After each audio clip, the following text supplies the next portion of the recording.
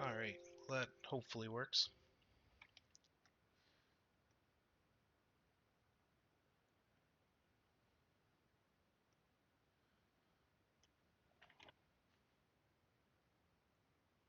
How's it going, everyone? Is that a question directed towards like us or like the viewers? Everyone. Everyone. Okay. I'm doing pretty fine. By the Just way, chilling at a Gyro's computer. wait, are you logged in as Gyro? Well, yes. Oh my gosh, the worst. So this is What? Bishy. This is Bishy, the voice you're Yes. hearing. Wait, so you're telling me that Technojock is Bishy and Gyro? No, that Bishy is Tech. Oh, jeez, I can't even say it. You were closer the first time. Who is talking right now? This is Flobish. Alright, and you're in Mumble as Technojock and in Picarto as Gyrotech. Yes.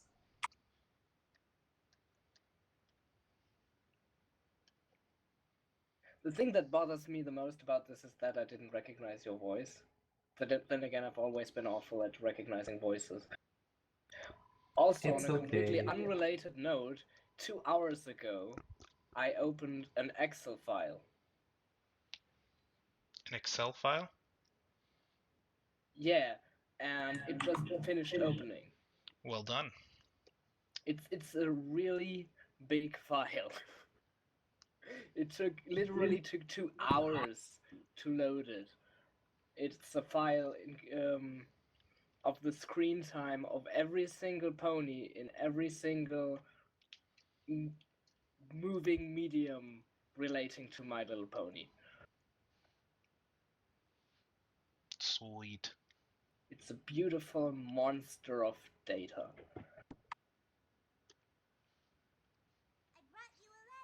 Drop piles being a butt and freezing. It might do that.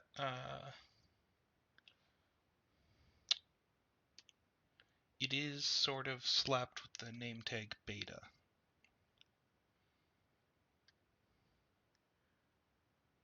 I should start draw pile. Whenever I talk, I hear an echo. I don't know why that is. Are you, do you have the stream open at the same time and somehow it's zero lag? Well, it didn't happen now that no one was talking. It's coming from one of you. Oh, But it probably... Techno has speakers only. I see. Unfortunately, You figure Techno, you know, having the name Techno would have a lot of technology. One of them being headphones. But no. Someone has to be in nope. college. Anyway, we got one connected to the draw pile. Hopefully we get a Techno Jock slash Bishy. A Bishy Jock. I just used the IP from last time without checking if it changed, but apparently it hasn't. Yeah, no, my IP doesn't seem to refresh that often. It's great. Yeah, mine tends to stay the same too. I think it changes once a month or so. I remember the days of DSL where the IP would change every time the router was restarted. At least where I live.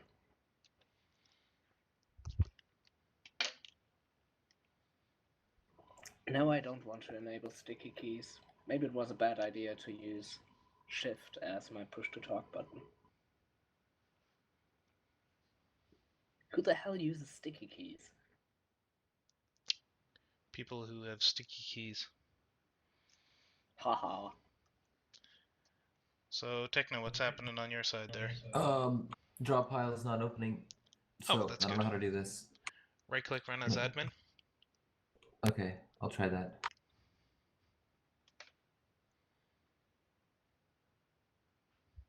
Here, let me add in a layer for you there. Somehow Drawpile. I think Drawpile deleted all my settings. I'm not sure. It's a possibility. Nope, that just froze the Windows Start menu. Oh, well, that's good. Channel your inner gyro tech and will it to work.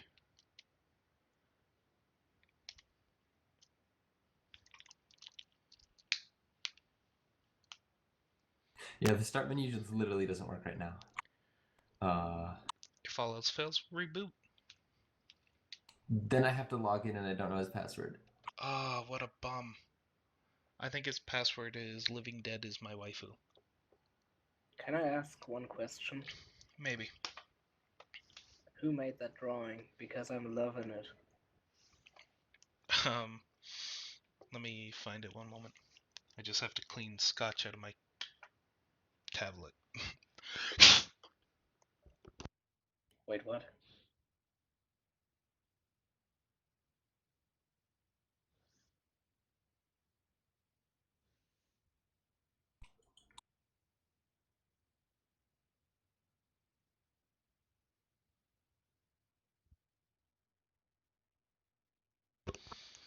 Alright.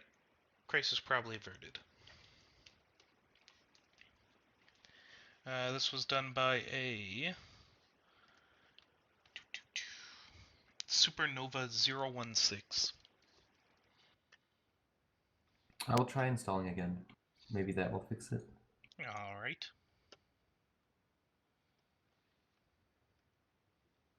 So, if anyone in the chat, you random users who are likely watching, maybe not, I'm not ever sure with you people.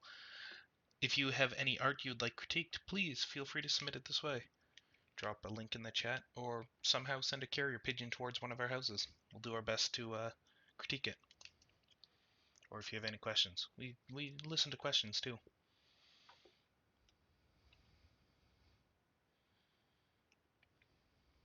Should I open my window? Would be kind of hard otherwise to get to the carrier pigeon. You know what? It's really your choice. I don't think the carrier pigeon's gonna arrive within the week, but this new Amazon Prime service is quite good.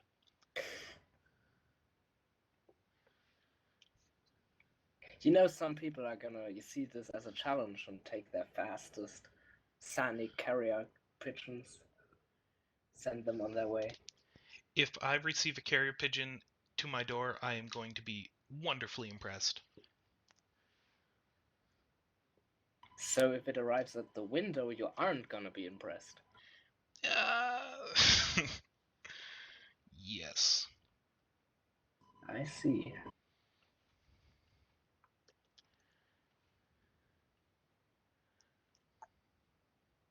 So we got a whole lot of not answers from the chat. That's good. So we're just gonna start critiquing this while we wait for Bishi. All right. OCville is what this is. Looks So like two zebras. let's get the obvious one out of the way. Are those socks? There is a very overdone Alicorn OC. Now I don't know the story behind this because this doesn't seem like an actual character to me. More like allegory or something like that. Which would make sense then.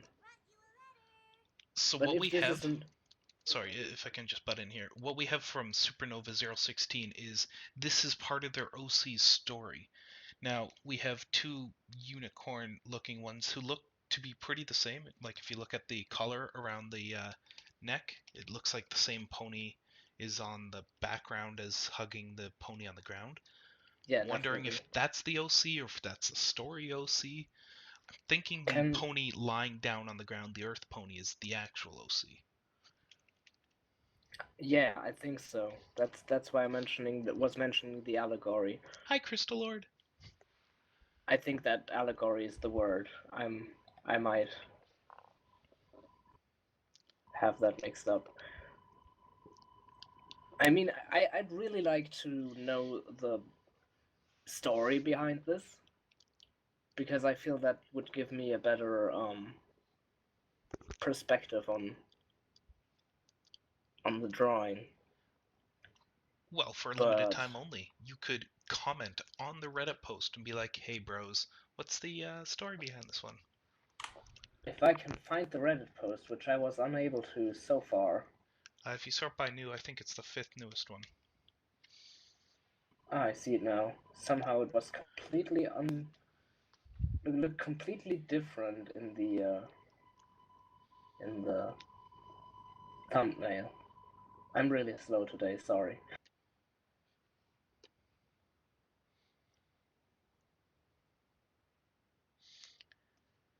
Alright, so I'm gonna work top to bottom on this picture because there's a lot of stuff going on in this picture. A few things that could use corrections, a few things that are done really well.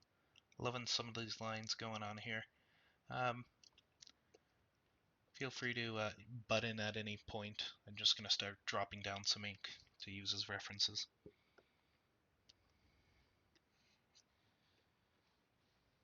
Well, just in case the person who made this is gonna watch this and is gonna start at this point where I actually start critiquing and not earlier on, I love this.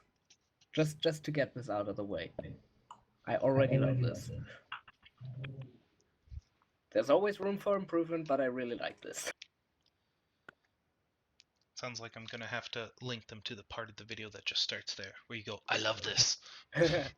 Yeah. So one thing that I do notice though is this leg. I can't draw. Why can't I draw? Maybe because I'm holding shift. No, that's not it. Oh, I'm using an eraser. Erasers don't draw very well. It's true.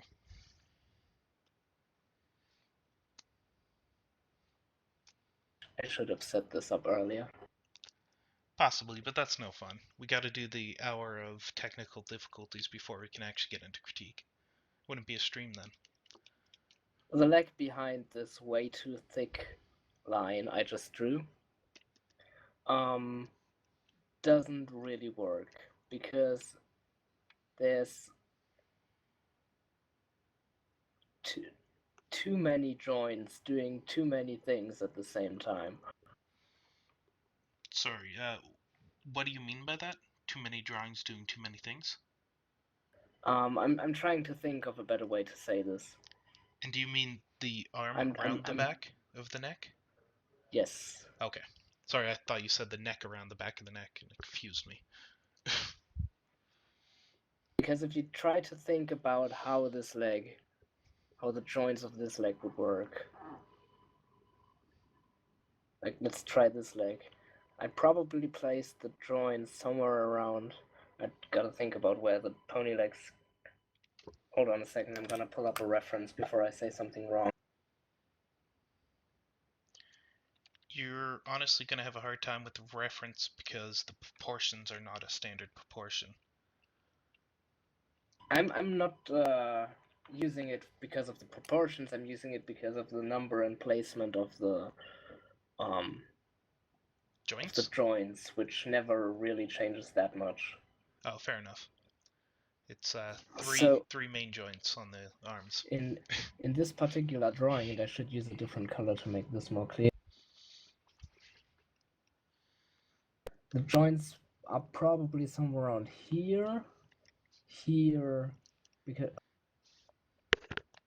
maybe a bit further up, somewhere around here. It's kind of hard to tell. This joint isn't very well defined. Maybe it's here, somewhere around here, and here. And if you see what the arm or the leg around the neck does, there's only this one joint. But if I erase this, you can see that this one joint couldn't do this whole wrap because it's doing like a U-turn around the neck. So how would you go about correcting it? It's difficult. I just don't think that you could wrap the arm around like this from this position anyway, just because of the length of the leg. If you look at the other one, you see that it's like if you try to imagine how this leg would look stretched out,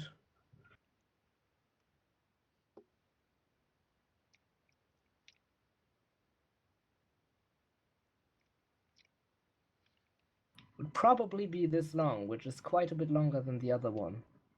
Probably even longer depending on how wide the neck here is, and thus the leg going around it. So the way I'd probably do it,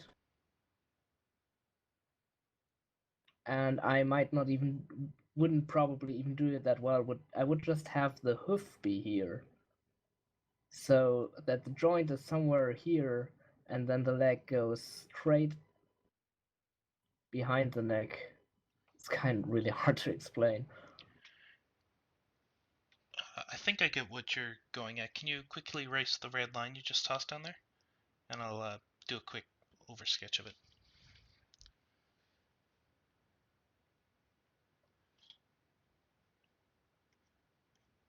Can I explain something else? Why do you do that? Yeah, by all means.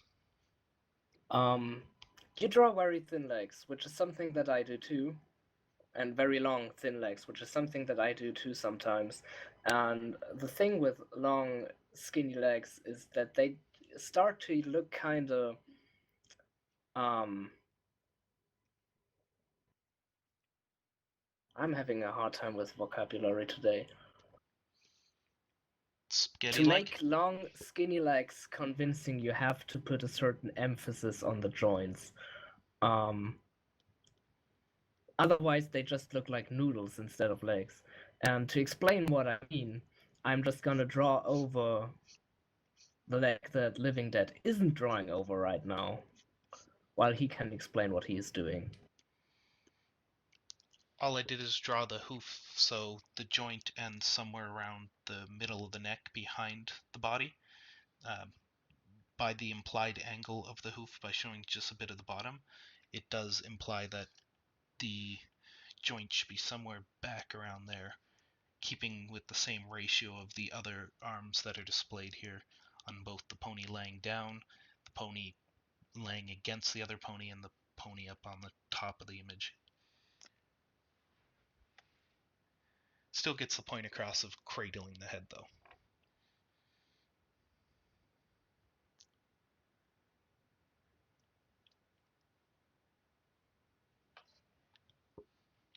You can also explain what you did with the green stuff, because this is gonna take a while. Alright, with this green up top, let me zoom in on that. This green up top, basically the entire idea here was to try and create a wider start of the leg. It just helps keep with or stop the very skinny legs that were forming. Well, skinny legs are a very traditional thing on pony artists. You have to remember where it's coming from, these very wide-legged characters. And just to try and keep with that skinny, or the little bit of the width to stop it from looking like a spangly piece of spaghetti. That's why I've widened the start, and lowered the start too. The lowered start sort of sticks with the original style of the ponies, where they aren't shoulders, they're based more around the front of the chest for the arms.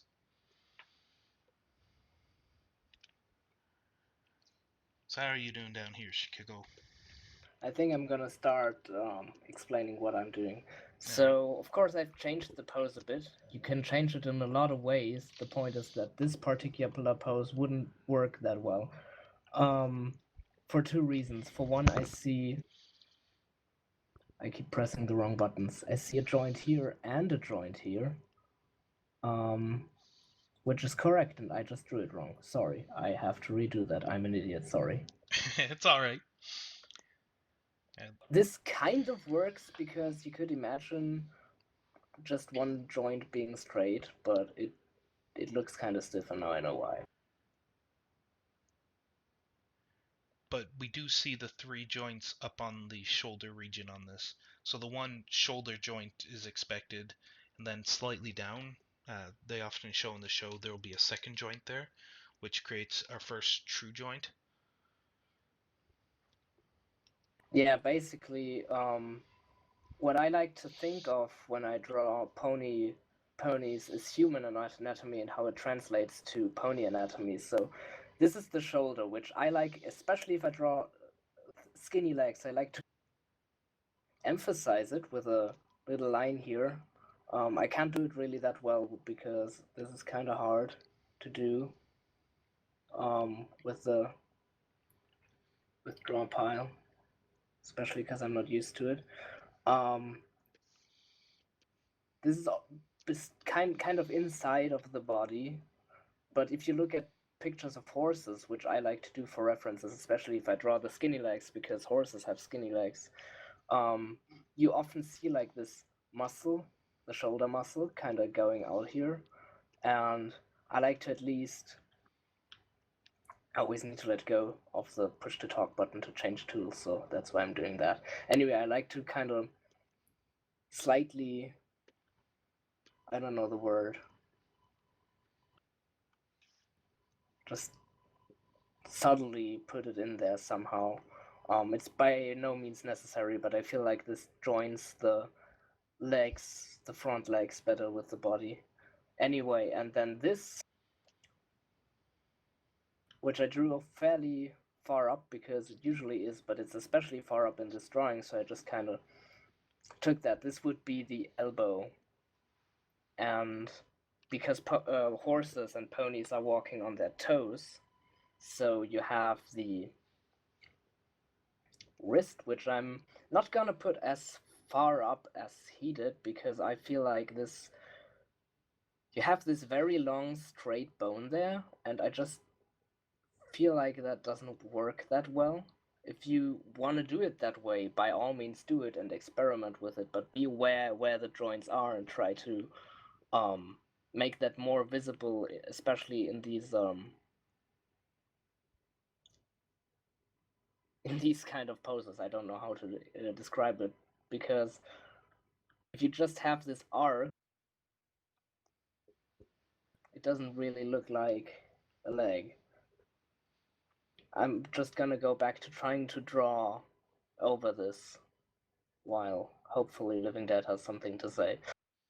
Alright, well, we're discussing the leg joints, so just quickly drew out what the legs on a standard pony looks like, at least the front legs. So we can see the shoulder joint done up in this golden yellow, and slightly further down we see the first major joint done in red, and then furthest down we have the next joint done in a violet. Uh, these are the standard joints that you'll find on an MLP pony. Now, because it is a cartoon and they are made of rubber and glue and love and candy in some cases, they tend to break the rule. But as to stop image or still images shouldn't really break the rule because you notice the exaggerations. It's not being used as an aid to smooth out animation.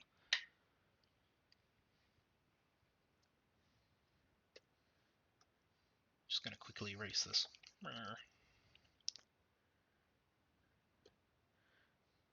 So here's a question for you, Chicago. How come you're drawing the first shoulder so far up on the pony? Are you just basing it off what they have and working from there? Yeah, basically. I mean, you could probably just move the whole leg down to like this, the shoulder from there to there. Can I do that? I don't think there's a grab. Oh, there's a select tool, a lasso tool up in the top.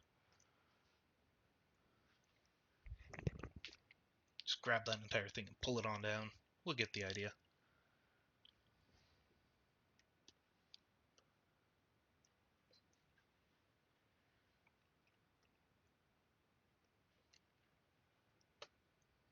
This actually makes it line up beautifully with the hoof, which is what I was going for anyway.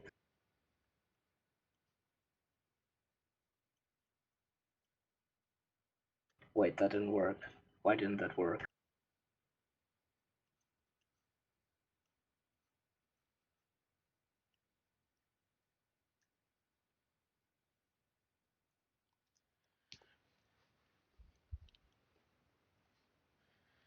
So just a quick note on the wings here. Uh, well, the wing shape is pretty nice. It's like a mixture of this bat and pony wing where we got feathers up on the top and large bat-like wings on the bottom, the leather between them. it's the connector or how you've connected them to the body that causes a little bit of oddness. So generally, a wing joint is just the only connector to the body, except for on leathery appendages, such as a bat wing. However, on a bat wing where it does attach to the body, it's actually only attaching on a small spot of it, uh, only about half the width of a regular wing. Now, that being said, some bats break the rule. If you look at, like, say, a flying squirrel, it's the entire underarm, like awesome bird suit thingy. The flying suits. What are those called? Anyway. Wingsuits? Yeah, wingsuits, thanks. I would still suggest trying to stick, because you are doing a hybrid wing, I would try and move it slightly towards the bird-like wing, where it's not a full connection to the body. Also, as Crystal Lord in the chat is pointing out, the wing base is a little far down, or it's a little far down. I assume he's talking about the back. Generally, on the show, they're placed just above the shoulder, almost on a direct line above it, while you have placed yours about halfway down the body for the entire wing connector. I would suggest moving it up further on the shoulder. That way it's more balanced when they would actually open it up, and if you're showing the entire bottom leg, you would see what I mean. This is personal preference, but the way I place my wings is I try to think about where the shoulder blade is, because it can't go where the shoulder blade is, at least by my logic. Maybe some people attach it to the shoulder blade, and I put it behind it. So this is the way you drew it is almost, at least in relation to the green leg, almost where I put it. I put it maybe a little bit lower, maybe somewhere like here. Definitely a bit higher than he put it, but that's the way I try to think about it. And the reason I like that is that you can do this from every side of the pony, because you can always think about where is the shoulder, where's the shoulder blade, where do I put the wing. But that has to do with, in general, I think about the skeleton the most, and I need to get into the habit of also thinking about the muscles, because the bones are just the bones, but it really helps trying to find where to attach everything. I recommend for everyone who's trying to draw ponies to at least look at a horse skeleton every now and then, just to understand where everything goes in a horse. Once you understand how the horse works, you can understand how the pony works. I should probably explain what I did with the leg. I labeled everything, but what I did is I moved for one. I moved the. I should first explain the joints, although I kind of already did that. In terms of human anatomy, this is the shoulder, this is the elbow, this is the wrist, and this is the finger. And horses are basically walking on the tips of their middle fingers. The thumbs are like kind of here or something. Those are the little knobby things you see on the back of forelegs of horses. Anyway, and the reason I moved this down is just in general, it's you have more freedom with posing if you move down the wrist, because if you don't, you have this here, and then this is the only joint, and the finger is the only joint you have to pose the leg, and that just makes everything pretty stiff. Can probably make it work if you so desire, but I just feel like that this kind of spread is more is easier to use, and also is more like actual horse anatomy. Fair enough. And yeah, the point of this was to show how you can make the leg look less noodle-like.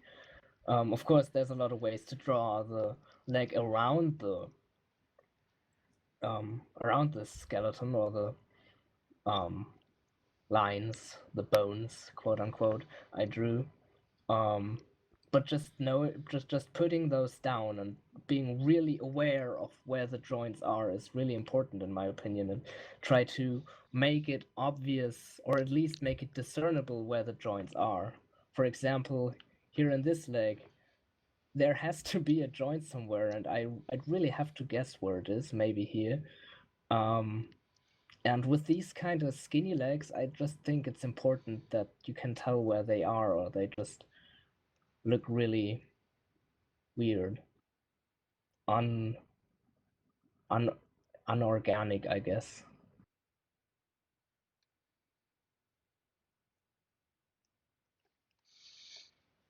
Yeah, I'd have to agree with you. As a quick note, when creating hair, you've done uh, a standard repeating pattern of hair sticking out the side.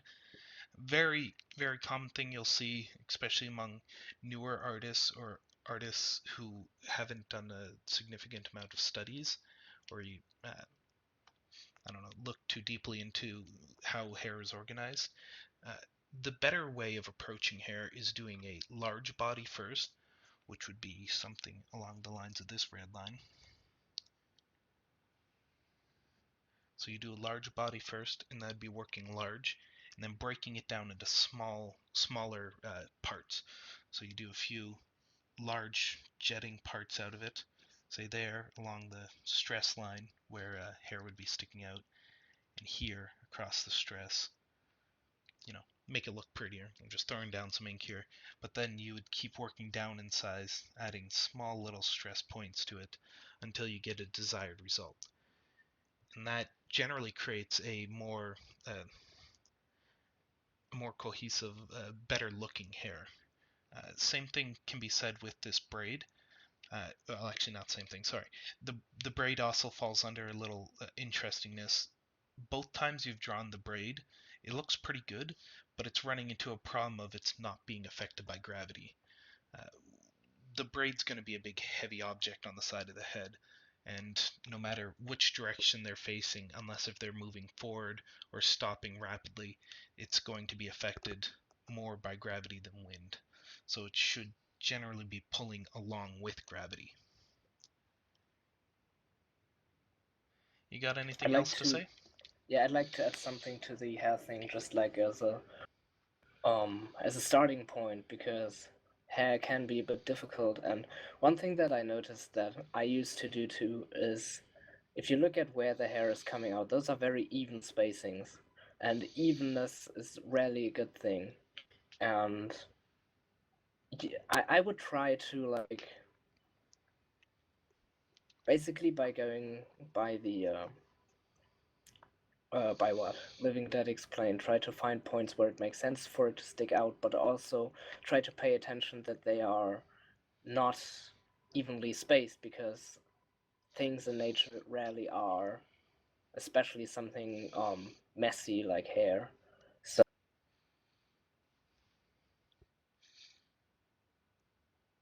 also, I'd suggest to try to not make all the fuzzy parts look the same. So, for example, I draw one maybe like this, and then maybe one pointing further down, and maybe one even pointing inward. This, if you can tell what I'm doing here. Yep.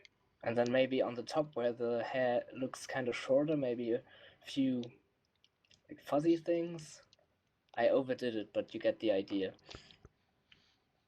Yeah, going from large to small and breaking it down.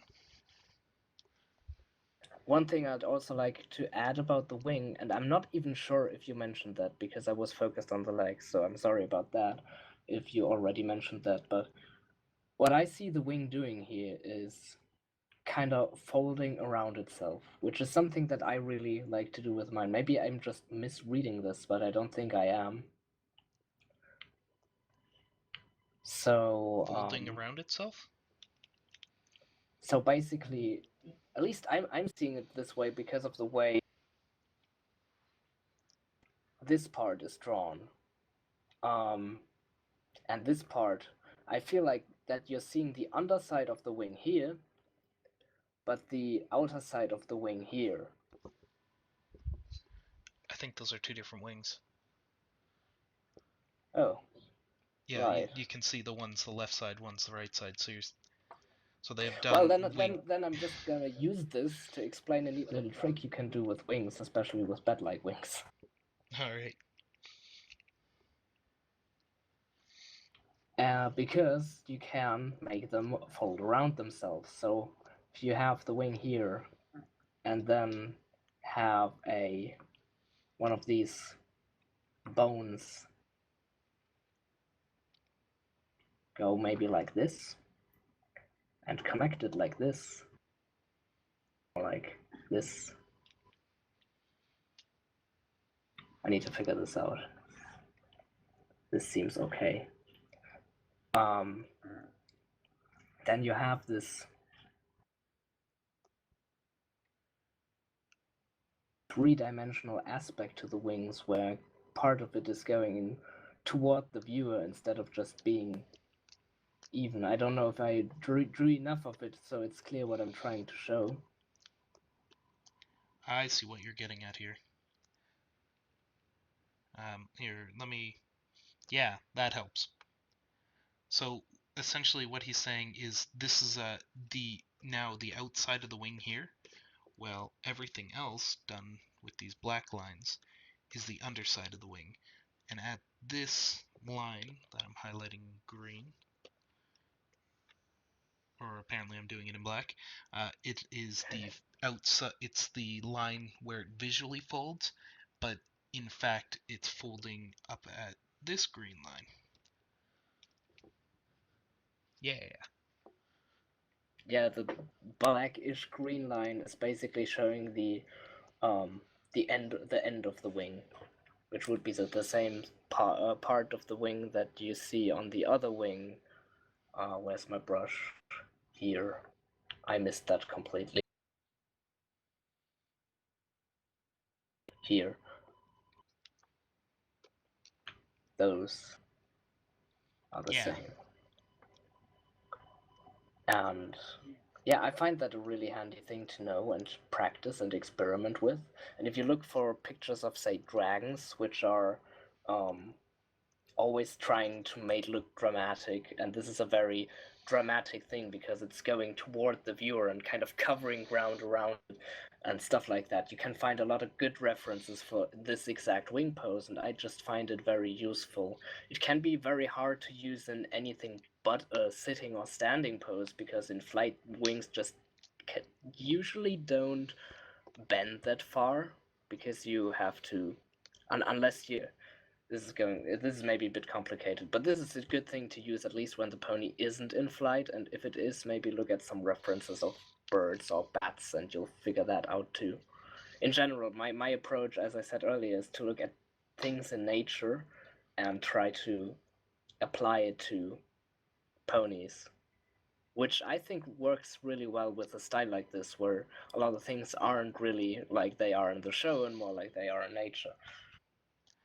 So to bring that back around, too long didn't read check references of real life if you're going to be breaking from the style so much. It might assist you in it.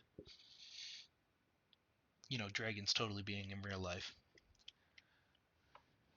These expressions are amazing, by the way. Yeah, I love the teeth. The little curl on the nose too. Wonderful. Yeah, this They must be an anime artist. Like started out as an anime artist, got because that is a very anime styled eye. this mouth area is so wonderful. I might actually use that to study just because I love it so much. All right, what do you say? We're done on this one, yeah? I think that is a lot of information to take in at once, so I think we should make the cut here. Yeah, I think that was about 30 minutes of critique on one picture. True. All right, do we Still have love a it though. second picture here? What's our I next submitted one? one. Yes. The stream's gonna look all sorts of funky in a moment. Can you make sure to disconnect from Dropbout? Alright.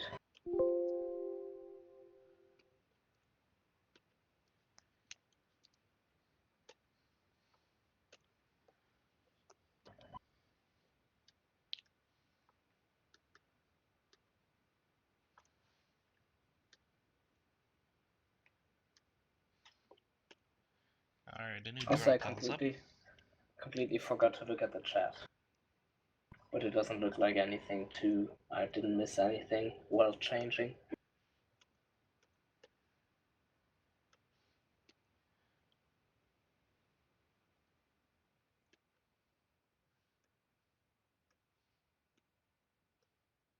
Hey, look at that. That wasn't too painful now, was it, guys? Alright, because apparently we are the only critics today, and this drawing, at least I think, is Bishy here? No, Bishy's having a lot of technical difficulties, ranging from Drawpile's not working to Mumble's not working. So yeah, that means that you are the only one critiquing because I made this. Well, there can be only one, so I'm gonna Highlander Scootaloo right now. No, alright, so Equestria Girl style. I'm gonna have to quickly throw up an Equestria Girls reference. One moment. I didn't exactly go with Equestria Girl style. I mean, I've drawn humans before, but it's been years. So I had some experience to go with, but not a lot. Well, maybe a lot compared to other things, but it's all very rusty now. I'm honestly surprised though how well things were going. Then again, unlike ponies, I don't draw humans all the time, so maybe this looks like complete garbage and I'm just not experienced enough to tell. That's why I submitted it. It's not garbage, first of all. Second of all, That's great. I mean, if you're to call it Equestria Girl style, I'm gonna say yes, yes it is. And if you're gonna call it humans, I'm gonna say human with DK mode on. With what? Perfect Dark on the N64 or GoldenEye on the N64 had a function called DK mode, which would be big heads. I see. I never said that it is going to be realistic. It's just something. It's not show style, which is the word we would use in pony things, but it's not far from it. Fair enough. I mean, the largest difference between this and the Equestria Girl style is where the legs and the hip ends. Mostly because Equestria Girls is like 60% legs and then 10% chest and the rest is head. Honestly, this was already so hard for me because one of the dumbest habits I had always when drawing humans and antro animals was that I made the legs maybe 50% of the body, which would look like complete garbage, but I just didn't know until fairly recently. So I tried to make the legs longer and longer and longer, and this is as far as I could comfortably go. So, and I'm not sure if this ratio works. Does it work? Yeah, I personally like it. It's the legs aren't overpowering the head or the body, while it's still maintaining an anime sort of not chibi but adorable style where the head's this inflated hilarious thing. Yeah. As a note, the nose placement, I really hate the nose placement on both the show, and because of that, it's sort of off on yours. I would Yeah, I just just slightly went with tap the it show. over. I might just completely redo the face in general because I just went with the show and worked on the body because I knew I'd have fun with the face either way, so I got the difficult stuff out of the way first. So Fair this enough. might completely change. But yeah, the nose is really weird in Equestria Girl because humans don't have a nose that protrudes from the face like the muzzle of a pony does. Well, even in Equestria Girls, it's just a little bump, much like you've done with the little arrow. I would just try and make it look more as though it's placed before the eye, not under the eye.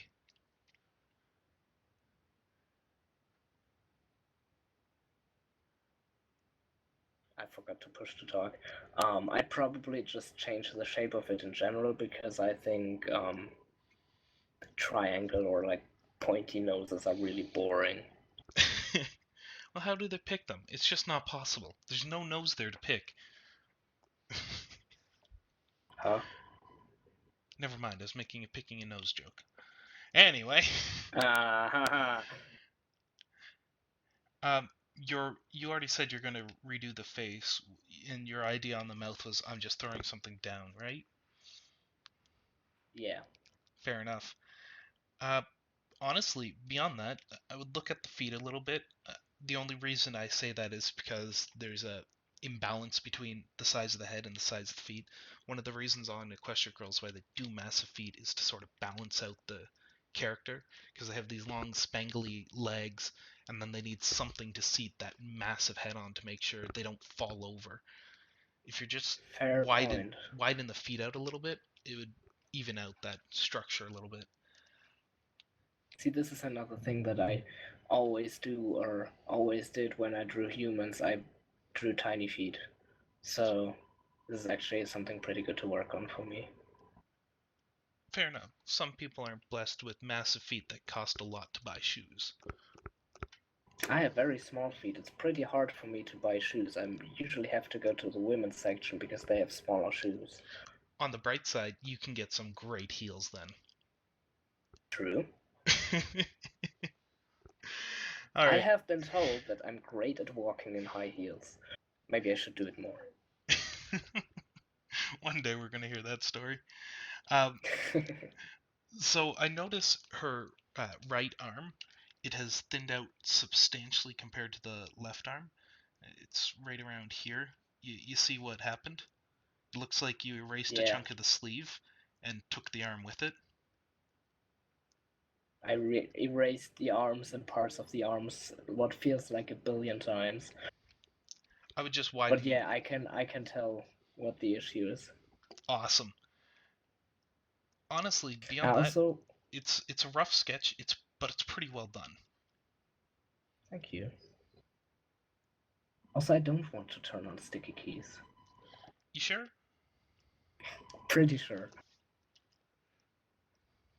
Anyone in the chat have anything to say about this one? Because it's a well done picture. There's not much I would really change on it at this point. Pretty easy pose, pretty uh, non-intimidating picture.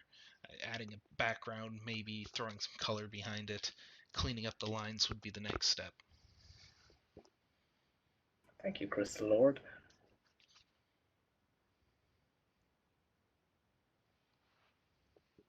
Well, I guess I'm just gonna go back to working on it then. Maybe submit it again once I've done more with it. The floating tree is saying your eyes look a little derpy. Guess they do. It's a 1,000-yard stare. That's the problem.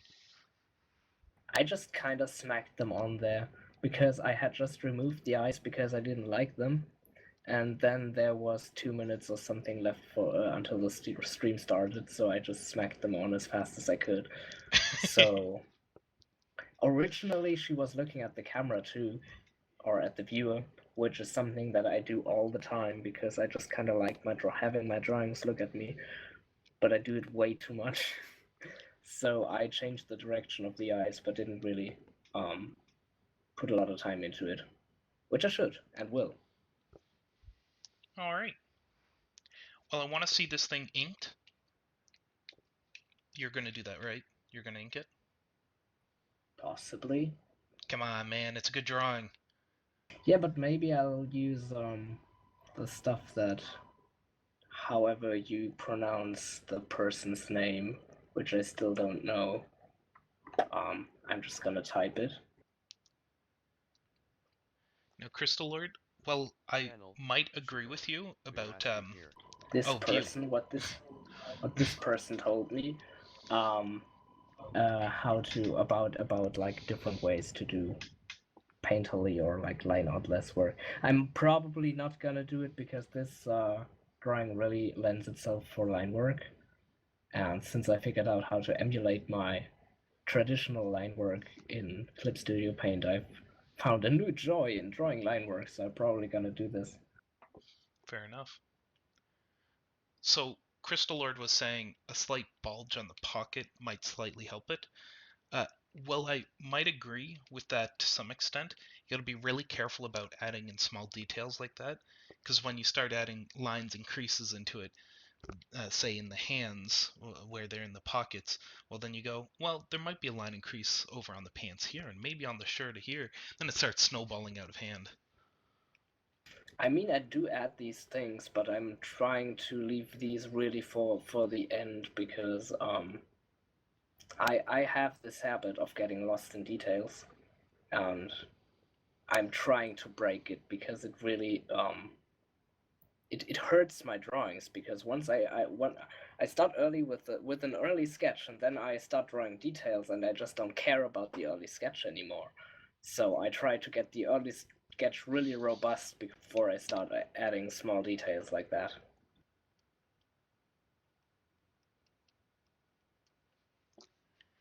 Fair enough. So, But I magical chat. probably add a bunch like that. Yeah, not much. Don't overdo it. So, chat. We're out of pictures that have been submitted. You guys got anything?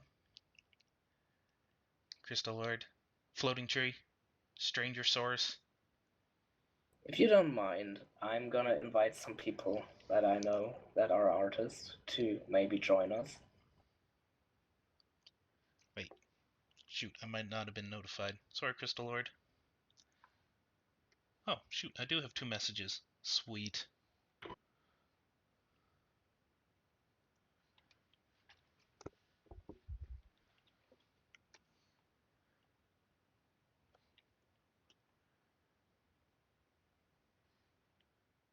Oh my god, Crystal Lords is adorable.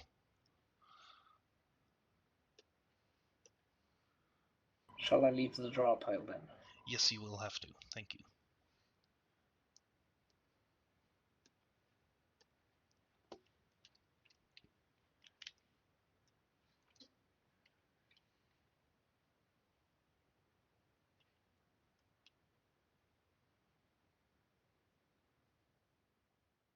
Looks like at least one of the people I invited joined because we have one more viewer.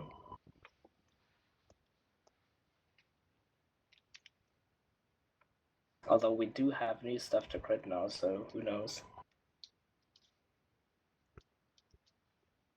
Just grabbing these 2 images real quick.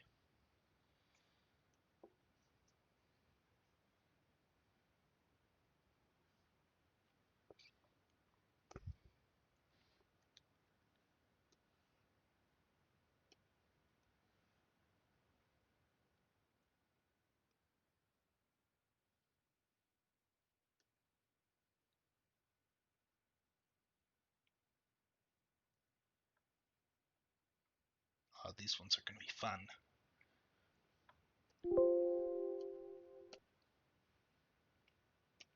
Fun, fun, fun, fun, fun, fun. That's how you ruin cons. That's how you make cons fun.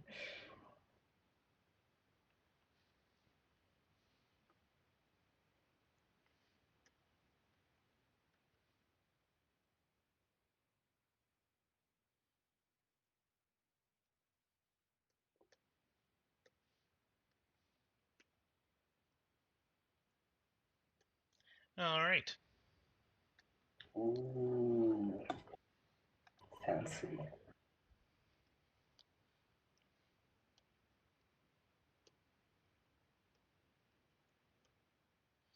There we got a few layers to play with.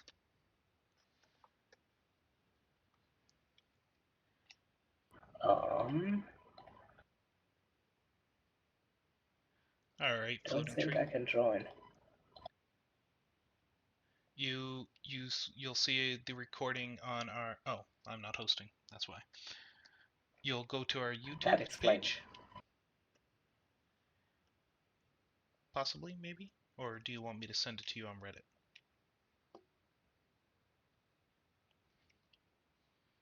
Awesome. Alright, well, we'll quickly do out this adorable Fluttershy here. Are you hosting? Jeez, I hope so. Yes, I am. Yeah.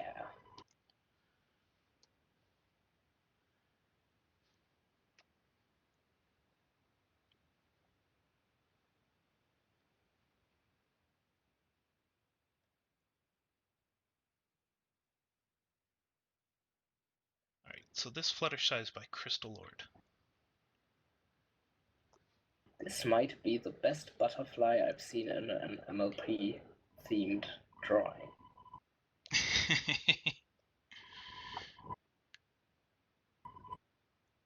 I want to just keep staring at her. She's adorable. Shall I start then? Sure, why not? So, as a note, the hair is a work in progress. It's not a finalized according to him.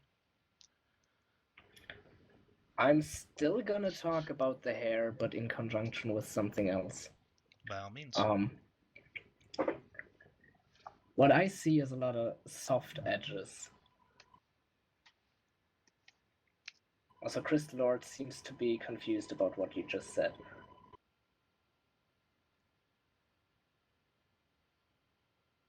So I'm just gonna circle a few things. Oh, sorry, the floating tree said the hair's a work in progress on the Rainbow Dash. My mistake. Alright, I had my two people screwed up. So, I circled three things. The overlapping part of the ear, the transition from the head to the hair, and the part around the chin neck thingy. I actually don't really know how to call this part. What these three have in common is that there's a very soft, or at least soft, not necessarily very soft, transition where I don't think there should be one, because let's go at them one by one. What this is three-dimensionally is you see the ear, the outside of the ear from the side overlapping over the inside of the ear. So this is an edge. And edges are almost never soft. There are exceptions, but they are so rare and usually so hard to draw that you shouldn't bother with them until you figure out how to, which I don't even know. If something is very furry, you can do this, stuff like that, especially if it's lit from behind, but this is kind of not related to this. So edges are usually hard, and if Your mic cut out. because I stopped pushing push to talk because I still can't do it. It might look kind of weird because this doesn't look like it's overlapping. A stronger contrast, something like that. Yeah, it's not as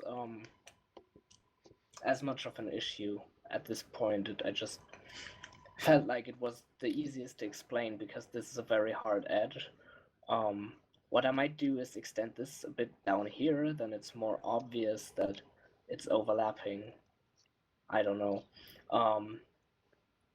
The hair is a much better example because what's going on here is the hair is coming out of the pony's head, and there's different ways to draw this. The easiest just being a very hard transition from hair to body, where you can also do something kind of fuzzy like, where you can tell where the different hairs are coming from, or maybe something like strands coming out of the head.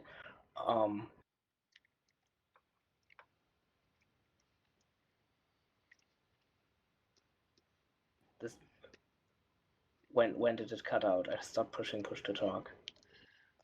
You just talked about strands coming out of the hair. All right. This might be a shadow, but even if it is, there is no reason for a soft transition at this point because there's nothing soft there. Again, I'm kind of having difficulties to put things into words. And I hope it's understandable what I'm trying to say. Like, for me, this part looks a bit better than the rest, even though it's still a bit strange, maybe, for different reasons that I'm not gonna go into, because they're not that important right now. But basically, there has to be a hard edge because the hair are just coming out of the pony's head and there's no transition.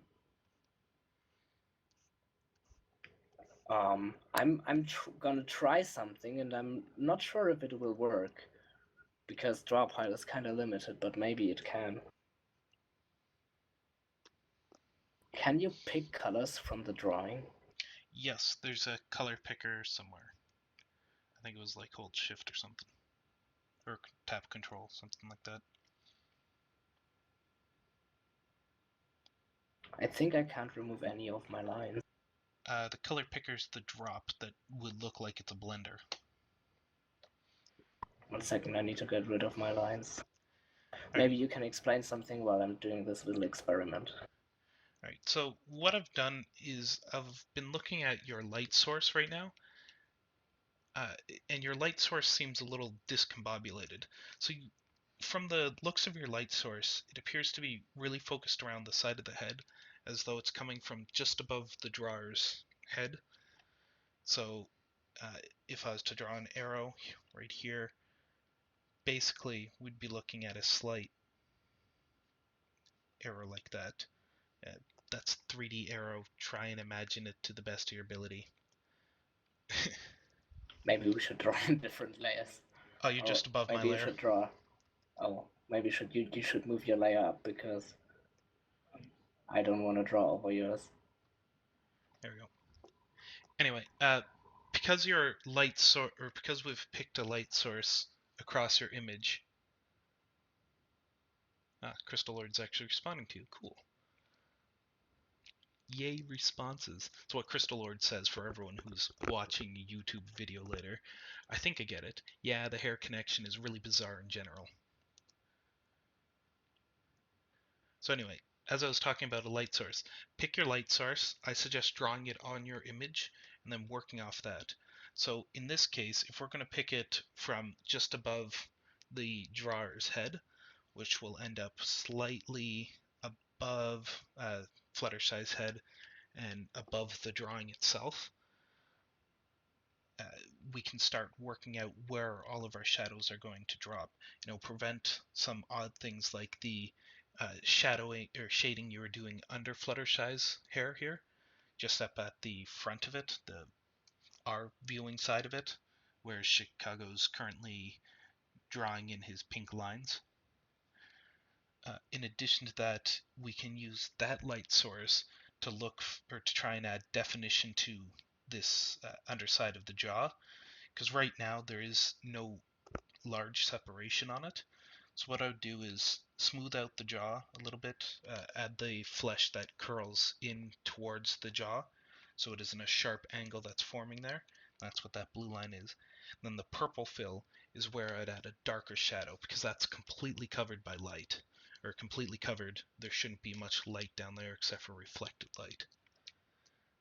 In addition to that, you're also going to end up shading the inside of this hair a little darker behind her, because the light source is once again above, just slightly above her head and above the image itself. One quick question.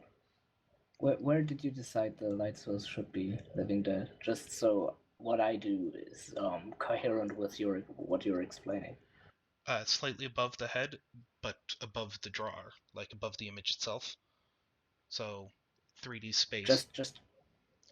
So coming from the front top, basically. Yeah, I'll quickly draw an arrow that I'll erase in a moment, but basically you're looking at something like this. So Chris Lord is saying top left of the image.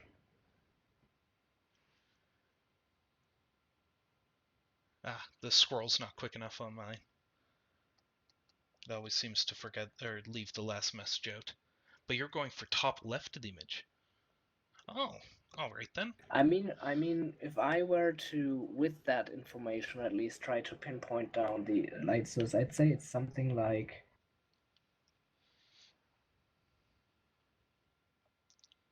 Really bad. I did that wrong.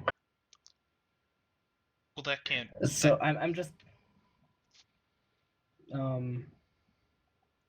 So basically, I'd say it's coming from from the viewer's point, it's coming from the left shoulder. If that makes any sense. Or over the left shoulder. From the left, but also from the front and from the top. Not quite, because if it was, well, At least that's what the hair is telling me. what we're getting at is the light source is discombobulated. There is more than one Yes. light source going on here, and if you were to draw it in beforehand, you're going to help both you and the viewer try and figure out where your light source is, so it can be a more cohesive image.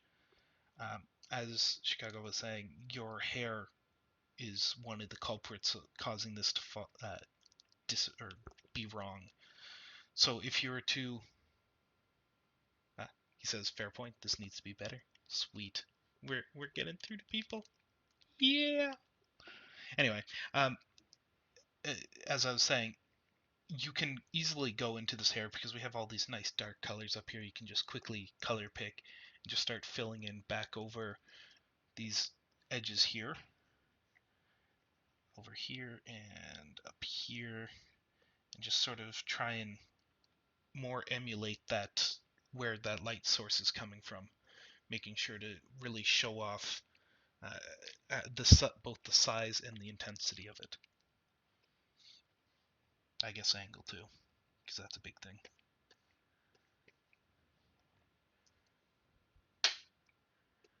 But while we have gone over quite a bit of your shading, this picture is goddamn adorable, and it's so nicely shaded as far as your color palette you've chosen. By color palette, I mean you didn't use black to shade, you used darker tones of the original color. Maybe I should start explaining what's the mysterious stuff I've been doing. Maybe. Basically, I've tried to, in a very short time, so this might not, with tools I'm not used to, though this might not look the way I want it to look. Also, I can't undo that apparently. Wait a second.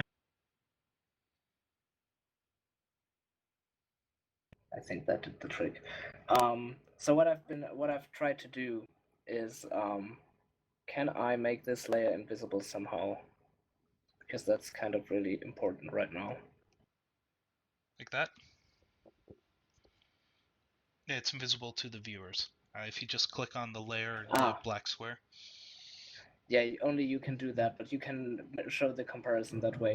Of course, it's not pretty because I didn't make the transition to the lighter color from the head, but I think you can see how the hair becomes more strongly attached to the head once the edge becomes stronger, and once you like make this work with the light source, which is top right for what I did because it was easier to color pick. Once you would start shading the back of the head a bit with something like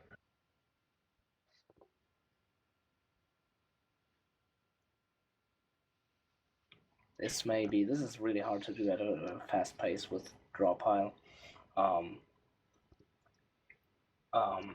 it's not really about the shading anyway, it's about the edge. Can you see how the hair now actually attaches to the head instead of just magically floating above it?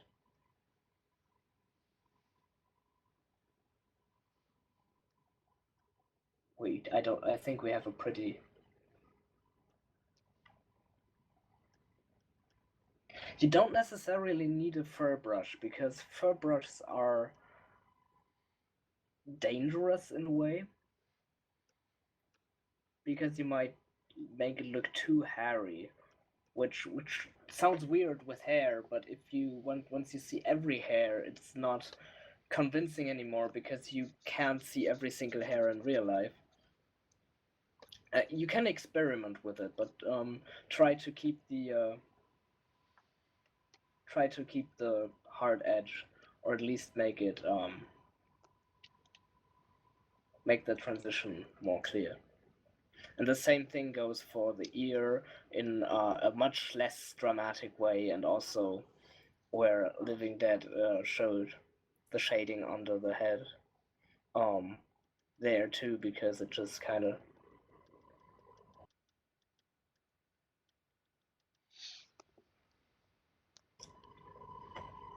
So if Pretty I much. You can. The hair is. The edge should be sharp. You can make it soft after that. You can make the hair itself soft, or maybe even a mixture of soft and hard, which is what hair usually is.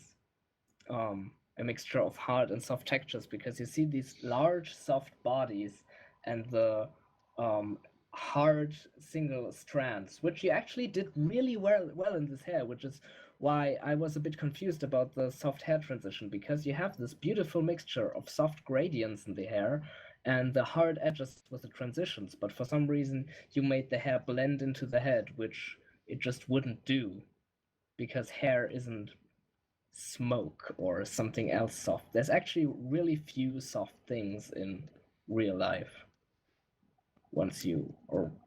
There is soft transitions, but those you can't really do them with soft brushes most of the time because of the way soft brushes look.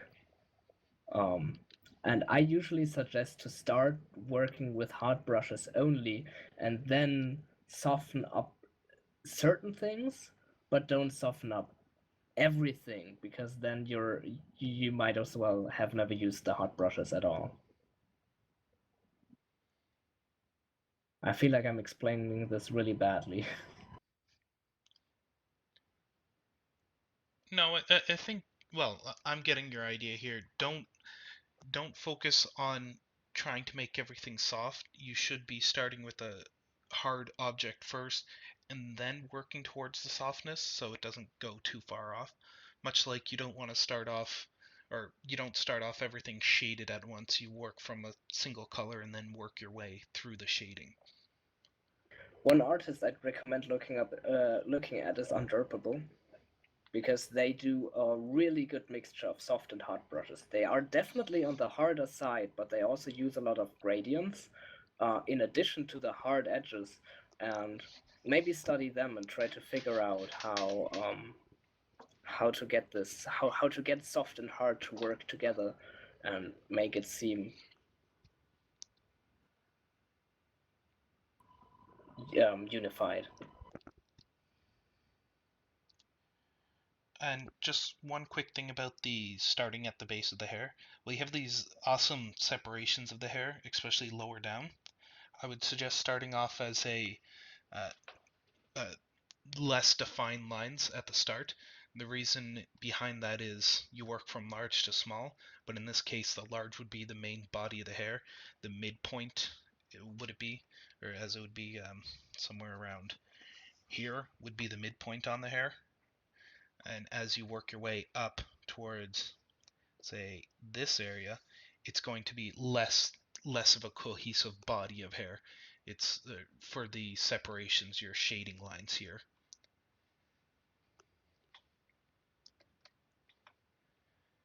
Beyond that, I got nothing more to say about this. It's a great picture. Hope to see more from you. Yeah, I think we covered a lot of ground. I think just understanding this relationship between hard and soft can bring you a long way. Really want to see what Crystal Lord does with this. I feel like it's gonna be great. Any other questions, Crystal Lord, before we close this up? Crystal Lord, you should give me your DeviantArt. I'll give you a watch.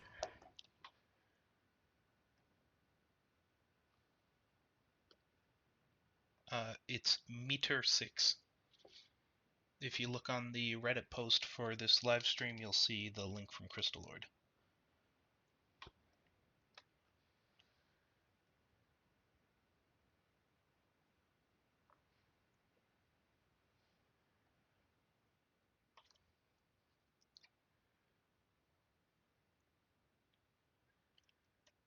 He loves our critique. Alright, We love you, Crystal Lord. Let's move on to the next one. Make sure to close out of the drawing program. Alright.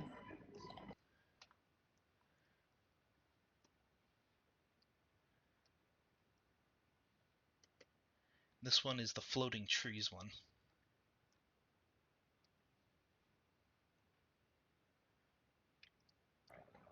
This is probably the last one I'm gonna do because I'm getting really tired. Fun fact, this is the last one we're given, so it might just work out for you. Wonderful.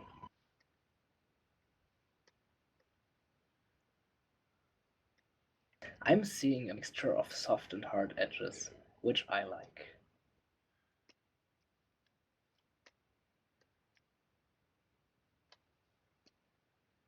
There's the stream.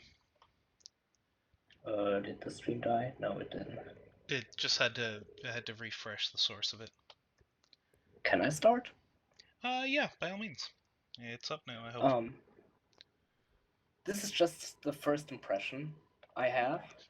And I like to go on first impressions because art is a lot about first impressions.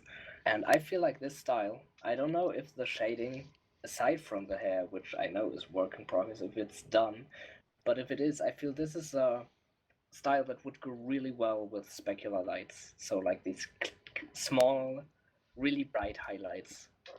I've only recently started doing them myself, so I'm gonna see if I can do this at a more or less decent basis. Make sure you're grabbing not the first layer. Awesome, I you're think on I'm 4. on the fourth. Yep.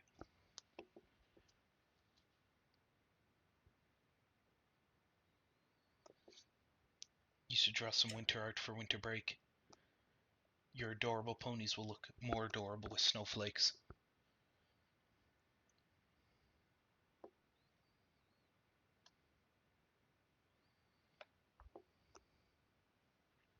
I'm trying to figure this out. This might take a while. If you have something to say, feel free to say it. Also, I just noticed, if you can zoom in on the mouth for the viewers, It's got the little lip on it. it has specular lights on the lip. And those are actually better than anything I can do, so stuff like this, do it more. Do it on the nose and maybe on the ear, or probably on the ear, and maybe even on the chest, on the very tip, on the, like on these part. This brush looks ugly. These parts, those aren't the actual highlights. Those are just the places where I put them, which we can't see because the stream isn't showing the right place. Anyway. There you go. Thank you. Just I'd recommend to experience putting them in more places, because I feel like it goes really well with this more smooth, less furry kind of type of style. Someone you could check out for that is KP Shadow Squirrel, especially their drawing pre 2014, I think, because before that they do this really shiny kind of style. That you of course don't have to do, but I feel like going off of something that is overdone and then do it slightly less intense is a very good way to approach these type of things.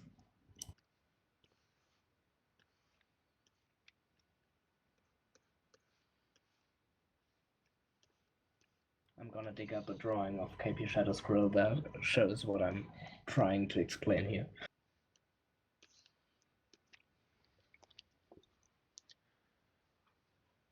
So, as Stranger Source in our chat was saying, the Rainbow Dash is right eye, pony side. When I'm circling in, blue won't work. How about green? Yeah, we're gonna go with green. Circling in green. Little small in comparison to the right eye, left eye. I'll eventually get my left and right. I think the width is fine because it's the height. That's the it's only the issue. height. Yeah. Yeah. So keep the width because having a less wide eye on the father side usually looks good because of foreshortening and because of the curvature of the head, but make it higher. Usually it works just making them the same height, just because they are usually close enough that it doesn't make a difference. Of course, if you want to be 100% technically accurate, it needs to be a bit shorter, less high. Words are hard. Something like that. Just a little bit higher. And maybe even a bit more. I guess it comes down to experimentation.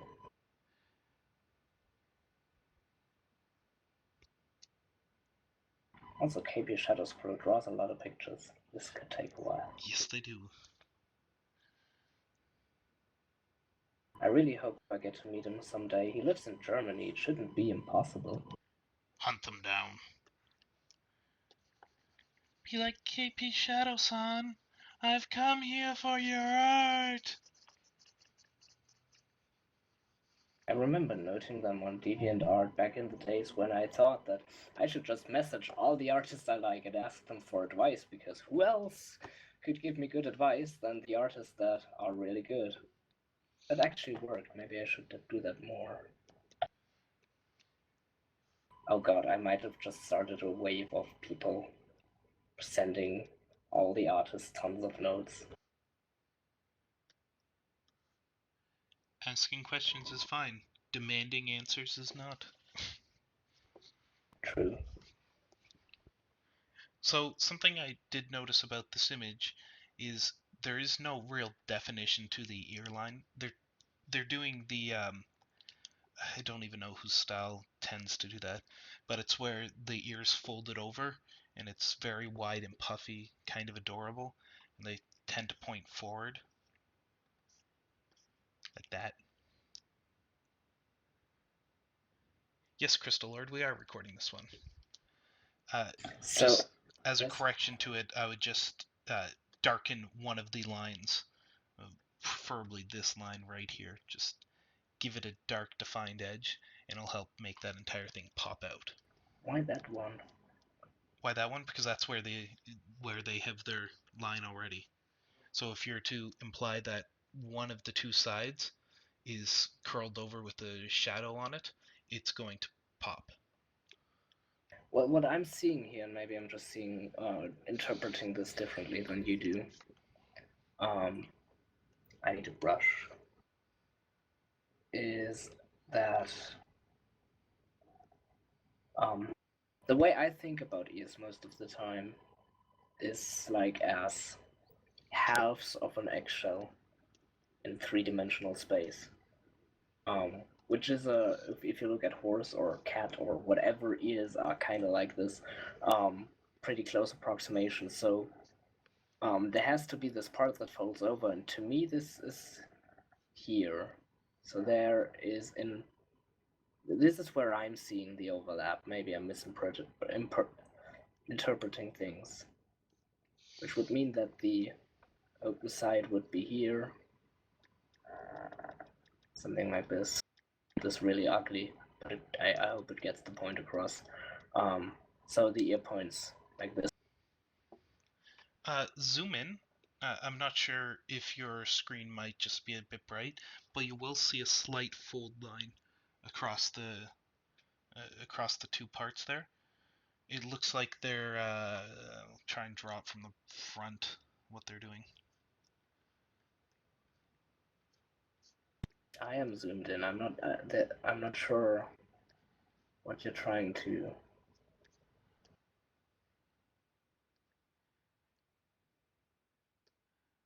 Fluffy ear. Big thick sidewalls, and that looks, wow. Out of context, that image is dirty. Whoops. Anyway. Basically, this ear doesn't read for me at all.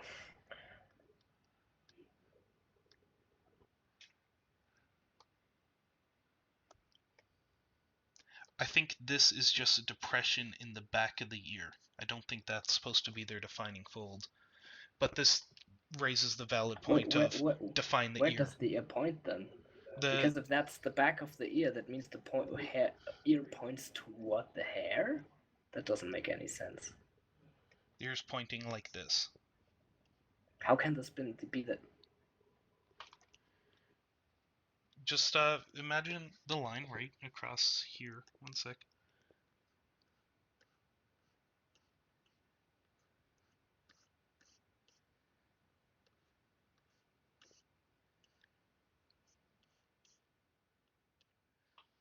There you go. The ear is a tongue, and imagine there's an opening between this part and the other part.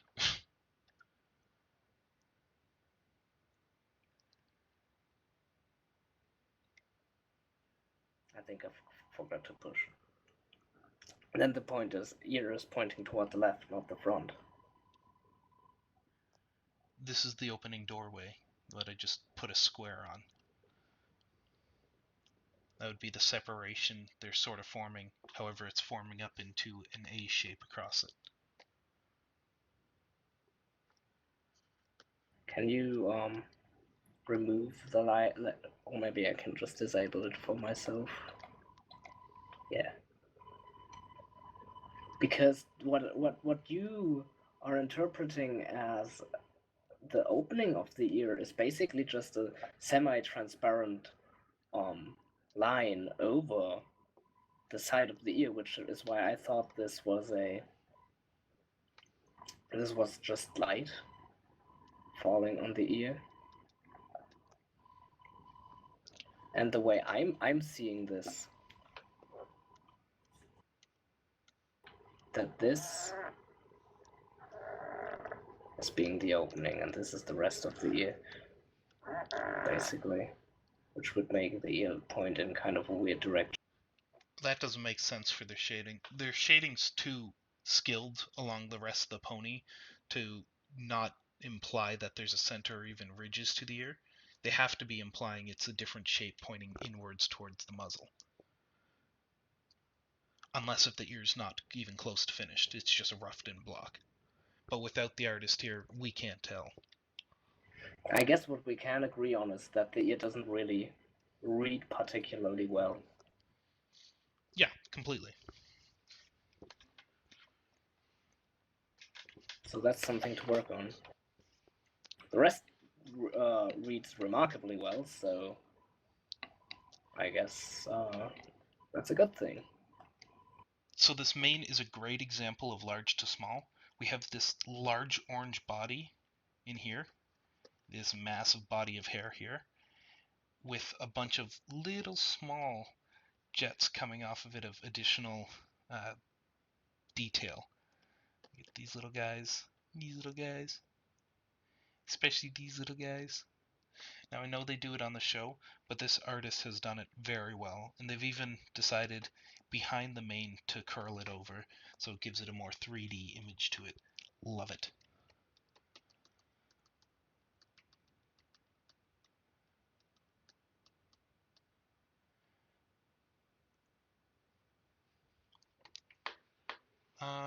Anything else to mention about this? I really want to see it done.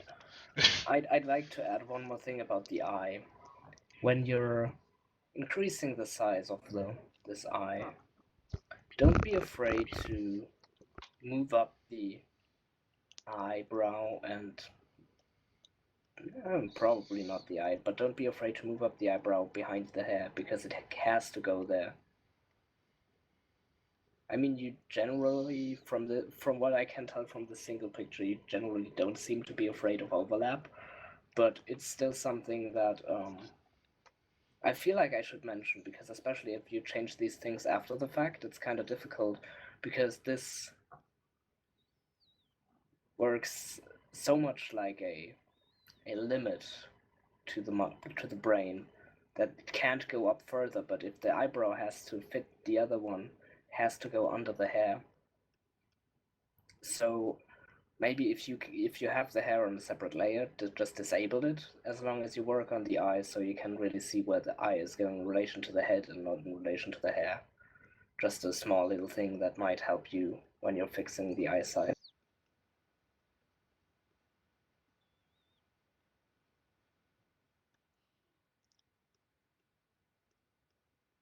What are you doing?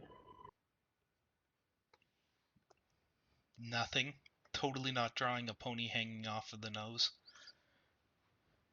Why would you do that? Because I can.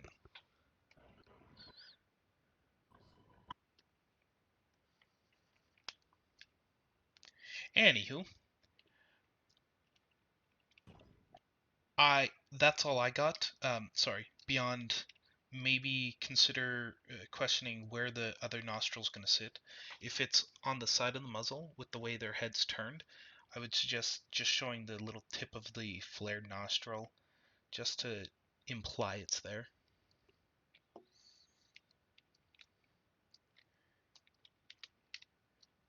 You got anything else? I just realized that the picture I dug up for the person as an example. Did I post that in the chat even? No. Do I still have it somewhere? I do not know. Yes. What is the best way to deliver that to them? Because they're gonna see this on the stream.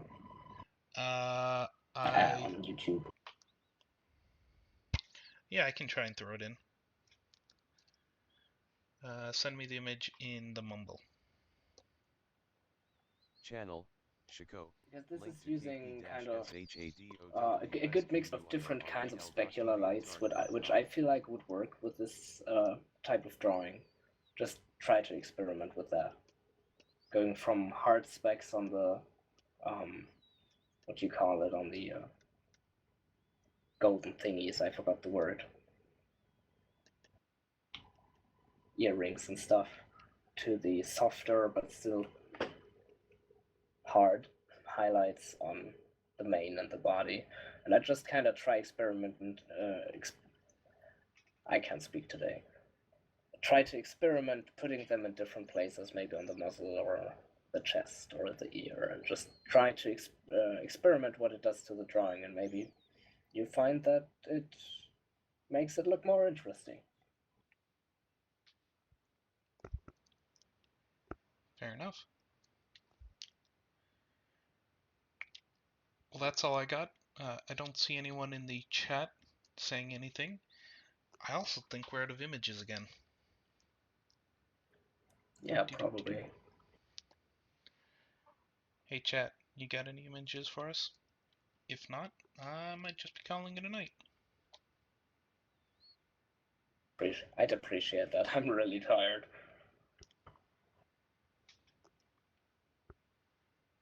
I mean, I noticed that my last crit was kind of bad.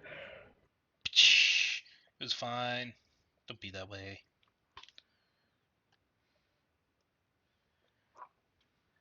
But yeah, it was fun. We should do this more often. Like Wait, once we a are week. going to do this more often. Yeah. Yeah.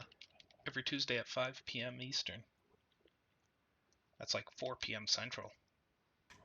Or 11 p.m. Central European time. Using European times. Crazy people. Wait until we have metric time.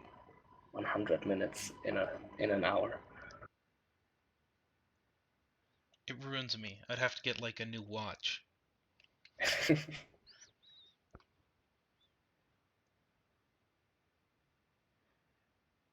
So yeah, I think we're good here. Yeah. Thanks everyone.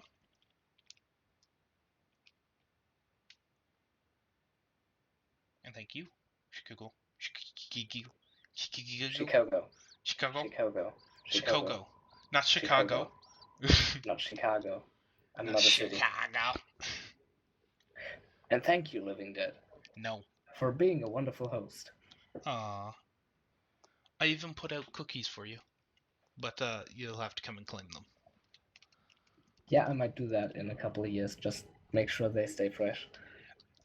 I'll make you some new ones then. But then they are not the same cookies. I mean, I could stick them under the radiator where no one will notice them. And they'll stay warm too. I'm not sure if that's a good idea. But you could try. See what happens. Maybe a new life form develops. That sounds horrific.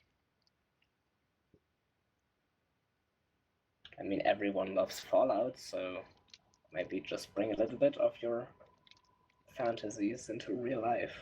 Just gotta wait a few billion years for it to naturally happen, instead of speeding up the process with silly radiation.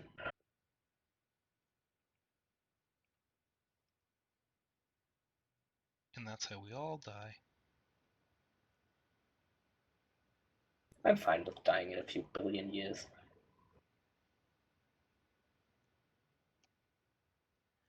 Anywho, yeah, I'm closing down the stream. Thanks, everyone. All right.